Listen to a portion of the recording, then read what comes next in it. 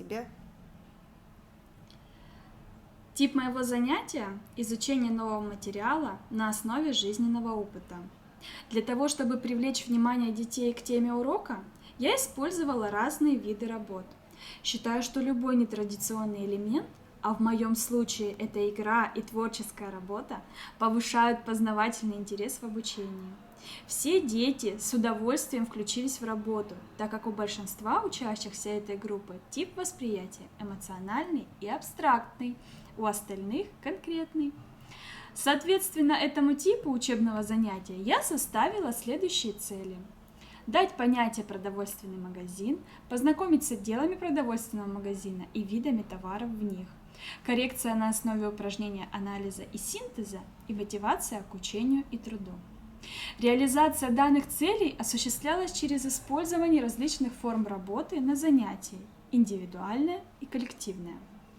Выбору именно таких форм способствовала применяемая мной на уроке технология личностно ориентированного развивающего обучения, цель которой – развитие личности ребенка.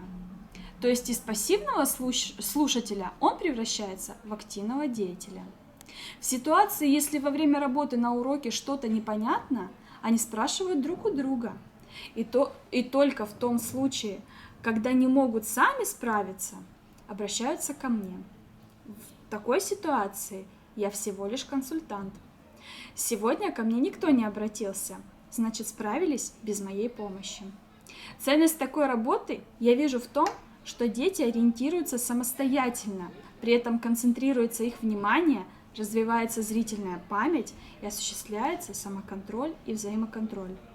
В своей работе я стараюсь использовать также исследовательский подход в обучении. Проверяя знания учеников по теории, я увидела, что материал учащимися усвоен.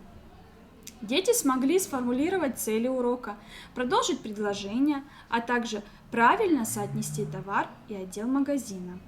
В этом, я считаю, и осуществляется исследовательский подход, направленный на реализацию приема сопоставления, доказательства, обобщения. Исследовательский характер также носило и творческое задание.